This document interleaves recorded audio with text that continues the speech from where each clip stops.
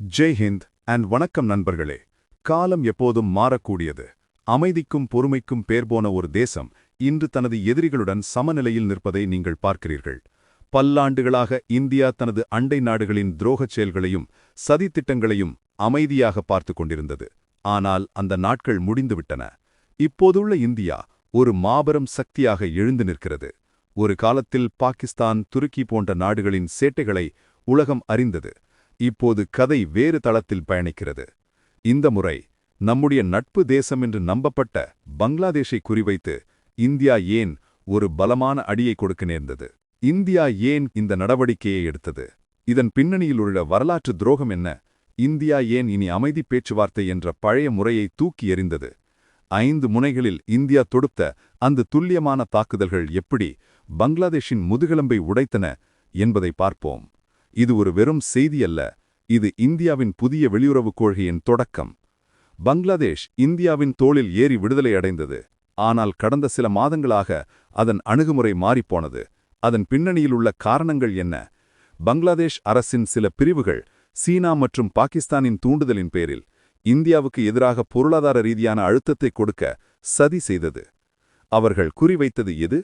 இந்தியாவின் மிக உணர்ச்சிபரமான பகுதி, வடகிழக்கு மாநிலங்களை இணைக்கும் சிலிகுரி காரிடார், அதாவது சிக்கன் நெக். இந்த பகுதியை கட்டுப்படுத்தினால் இந்தியாவை தங்கள் பேச்சு கேட்க வைக்கலாம் என பங்களாதேஷ் நினைத்தது. ஆனால் இந்தியா தெளிவாக பதிலளித்தது. உதவி உறவை பற்றி மட்டுமே பேசிய காலம் முடிந்தது. இப்போது தன் உரிமைகளை பாதுகாக்க எதையும் செய்ய துணிவோம். இந்த முடிவுக்குப் பிறகுதான் 5 முனைகளில் தாக்குதல் தொடங்கியது.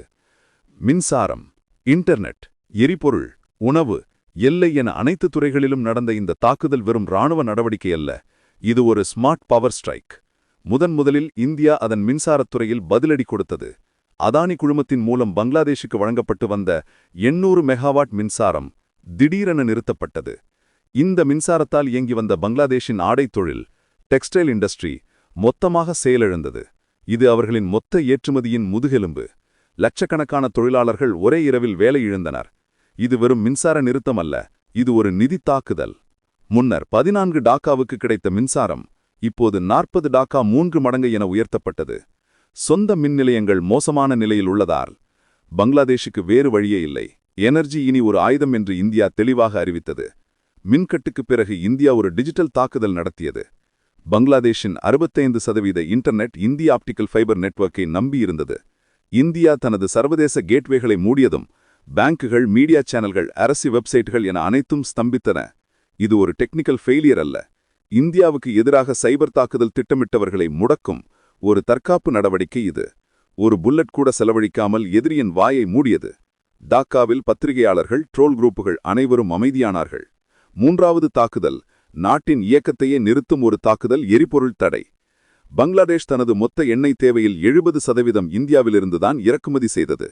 சப்ளை திடீரென நிறுத்தப்பட்டதால் நாட்டில் குழப்பம் உண்டானது. பெட்ரோல் பங்குகள் வறண்டன. தொழிற்சாலைகள், பள்ளி பஸ்கள், ஆம்புலன்ஸ்கள் கூட நகர முடியாமல் நின்றன. டீசல் ஜெனரேட்டரில் ஓடிக்கொண்டிருந்த தொழிற்சாலைகள் கூட நிரந்தரமாக நின்றன. மக்கள் ஏமாற்றத்தில் இருக்க பங்களாதேஷ் சாலைகள் ஸ்தம்பித்தன. இந்தியா அடுத்ததாக எல்லையிலிருந்து அரிசி, பருப்பு, காய்கறி, பழங்கள் போன்ற அனைத்து உணவு சப்ளைகளும் நிறுத்தப்பட்டன. மார்க்கெட்டுகளில் உணவு பற்றாக்குறை ஏற்பட்டு இருக்கும் பொருட்களின் விலை வானத்தை தொட்டது. மக்கள் ரேஷன் கடைகள் முன் நின்றனர். ஆனால் பைகள் காலியாக இருந்தன. இந்தியா தான் எப்பொழுதும் மனிதாபிமான அடிப்படையில் உதவிய ஒரு நாடு என்பதை நினைவுபடுத்தியது. ஆனால் சீனாவை நம்பி துரோகம் செய்ததால் தன் நட்பை மதிக்காதவனுக்கு தன் உதவியை பெறும் உரிமையும் இல்லை என்ற தெளிவான செய்தியை உரக்க கூறியது. இந்தியாவின் 5வது மற்றும் இறுதி தாக்குதல், border seal strike. India 4096 kilometre நீளமுள்ள எல்லையை முழுமையாக மூடியது. இந்திய மார்க்கெட்டை நம்பியிருந்த பங்களாதேஷின் ஆடைத் தொழில் மொத்தமாக நின்றது. எல்லையில் 1000 லாரிகள் நின்றன. லட்சக்கணக்கான கோடி மதிப்புள்ள பொருட்கள் அழிந்து போக நிலையில் உள்ளன. இது ஒரு கடைசி ஆட்டம். சீனா பக்கம் சாய்ந்தால் இந்திய மார்க்கெட்டிலிருந்து விலகி இருக்க வேண்டும் என்ற செய்தியை இந்தியா நிரூபித்தது. இந்த 5 தாக்குதல்களுக்கு பிறகு பங்களாதேஷின் நிலை என்ன? மார்க்கெட்டுகளில் அமைதி நிலவுகிறது. பங்களாதேஷ் அரசு சீனாவிடம் உதவி கேட்கிறது, ஆனால் யாரும் உதவும் முன்வரவில்லை. இந்தியா சமாதானத்தை விரும்புகிறது, ஆனால் சுயமரியாதையை புண்படுத்தும் விதத்தில் ஒப்பந்தம் செய்ய மாட்டாது. இதுதான் புதிய இந்தியாவின் முகம். இந்தியா வடகிழக்கில் பெரும் முதலீடுகளை செய்து வருகிறது. ரூபாய் 230 கோடி மதிப்புள்ள புதிய நெடுஞ்சாலைகள், ரயில் இணைப்புகள் போன்ற உள்கட்டமைப்பு திட்டங்கள். இந்த உள்கட்டமைப்புகள் மூலம் எதிர்காலத்தில் எந்த நாடும் பிளாக்மெயில் செய்ய முடியாத அளவுக்கு இந்தியா பங்களாதேஷ் மீதான சார்பை குறைக்கிறது. சிக்கன் நெக் கதை முடிந்தது.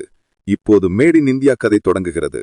இது பங்களாதேஷுக்கு மட்டுமல்ல, பாகிஸ்தான், துருக்கி, சீனா என இந்திய நட்பு பேர் சொல்லி சதி செய்யும் அனைத்து நாடுகளுக்கும் ஒரு கடுமையான பாடம்.